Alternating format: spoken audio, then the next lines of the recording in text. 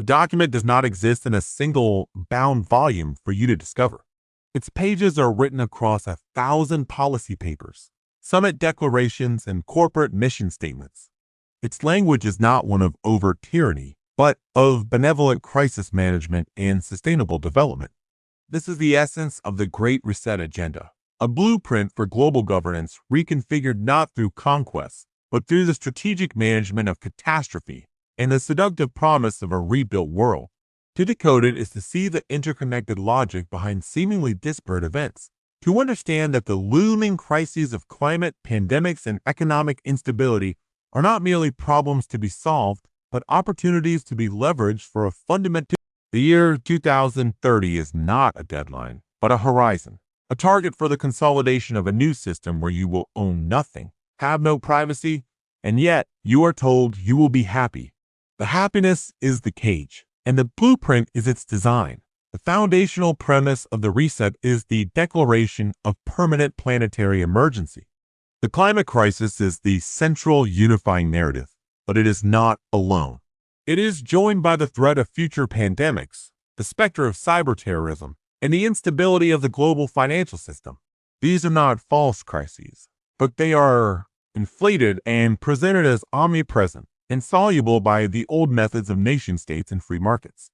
The constant state of emergency is essential, for it justifies the suspension of normal politics, the bypassing of democratic deliberation, and the centralization of authority in the hands of technical experts and global institutions.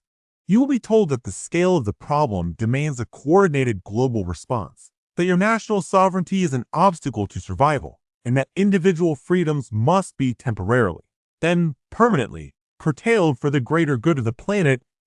The language of crisis becomes the grammar of control.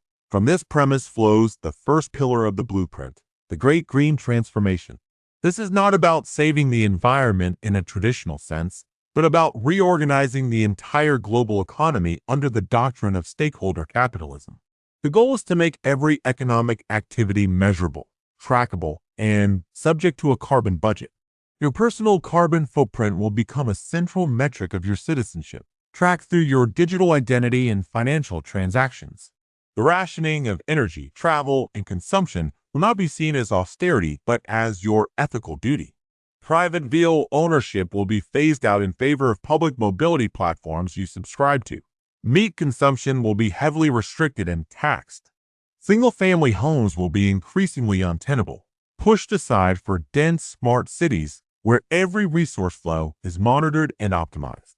The reset of the economy is a reset of human behavior, using ecological panic as the lever to break patterns of life deemed unsustainable, which, in practice, means any life not easily managed and monitored by the system. The second pillar is this is presented as a shift to a more efficient, circular economy of access over ownership. In reality, it is the final enclosure of the commons and the complete disenfranchisement of the individual from tangible wealth. You will subscribe to everything: your transportation, your home, your entertainment, your clothing, even your kitchen appliances.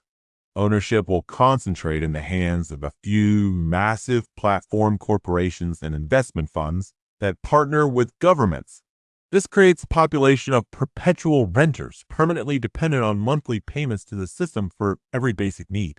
Without property, you have no collateral, no security, and no exit. Your subscription fees can be adjusted based on your behavior, your carbon score, or your social credit. Your access can be terminated with a click, cutting you off from your home, your transport, and your ability to function in society. The digital ledger becomes your landlord, your banker, and your warden. This leads directly to the third and most critical pillar, the integration of digital identity with all aspects of life.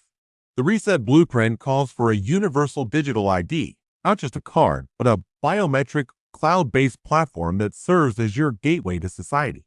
This ID will be linked to your medical records, your financial accounts, your carbon allowance, and your social credit score. It will be required to access public services, to travel, to make this above a certain threshold, and to participate online. Under the guise of security and efficiency, this creates the infrastructure for total social control. Your ID can be programmed with permissions and restrictions. It can be switched off if you violate terms of service, which will expand to include not just criminal acts but dissent from official narratives, excessive carbon consumption, or association with undesirable groups. The digital identity is the leash, and the permission system is the hand that holds it. The fourth pillar is the transformation of food and agriculture, a reboot of the very concept of sustenance. The narrative of climate change and resource scarcity will be used to justify a shift away from independent local farming to a centralized synthetic food system. Lab-grown meats, insect protein, and genetically engineered staple crops will be promoted as the only ethical and sustainable future. Traditional agriculture will be heavily regulated, taxed, or outlawed due to its methane emissions and water use. Control of the food supply is the ultimate control, and by moving sustenance to patented industrial processes, the population becomes utterly dependent on the corporate state complex that manufactures it. Food becomes a subscription service, tailored for your biometric data, and any attempt to source food outside the system, to grow your own garden or trade with a local farmer, will be framed as a threat to public health and planetary stability. The fifth pillar is the re-education. This involves the systematic dismantling of old cultural narratives, national histories, and religious traditions, which are seen as sources of division and resistance. Education will be globally standardized, focusing on competencies over knowledge, on climate activism over critical thinking, and on global citizenship over local loyalty. The media will operate as the unified managerial class, reinforcing the crisis narratives and pathologizing dissent as a form of mental illness or dangerous misinformation. Language itself will be reshaped, with new terms introduced and old ones deemed problematic erased. The goal is to create a generation that sees the pre-reset world as a dark age of selfishness and pollution, and views the new controls not as a loss of freedom, but as the price of admission to a safer, fairer, and cleaner world. The rollout will not be uniform, but will use crisis and incentives to force adoption. A climate-related disaster will be used to mandate rebuilding according to smart city principles. The financial crash will be the pretext for launching a central bank digital currency tied to the digital ID. A new pandemic will bring mandatory health passports that then evolve into full-spectrum digital identities.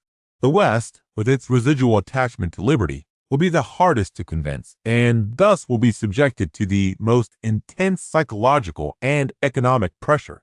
You will be guilted, shamed, and bankrupted into compliance, while the benefits of the new system, such as universal basic income or debt relief, will be offered as addictive sedatives to secure your consent. Resistance to this blueprint is framed as irrational. To oppose the green transformation is to condemn the planet. To reject digital identity is to enable criminals and terrorists. To critique the ownership is to cling to selfish, materialistic values. The blueprint is a masterpiece of moral capture, making the tools of total control seem like the only responsible choice for a sane and ethical person. The prison is designed so that the inmates believe they are the guardians of the gate. The year 2030 is not a magic date, but a symbolic target for when these interconnected systems are meant to be fully operational and irreversible. The Great Reset is not a conspiracy of a secret society, but the open agenda of a global managerial class that believes, with technocratic fervor, that humanity is too dangerous and too stupid to be left with its old freedoms. They see democracy as chaotic, national borders as archaic, and individual sovereignty as a threat to their plans for a managed, stable, and sterile planet. The blueprint is their plan to save us from ourselves, by removing the very capacity for self-determination. The bloom of our future lies in the efficiency of their design, and in the chilling reality that they are telling us what they intend to do, confident that we will dismiss it as a fantasy until the walls of the new world have already been constructed around us.